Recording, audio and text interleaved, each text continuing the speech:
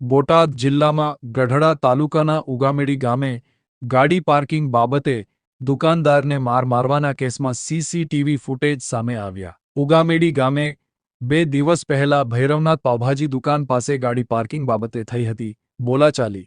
હિંમતભાઈ નાગજીભાઈ, તેમના પુત્ર આલાભાઈ ઉર્ફે લાલો અને તેમની પત્નીએ મળીને પાવભાજીના દુકાનદારને માર માર્યો. ભૈરવનાથ પાવભાજીના દુકાનદાર રાજુભાઈ જાટે ગઢડા પોલીસમાં 3 વિરુદ્ધ નોંધાવી ફરિયાદ.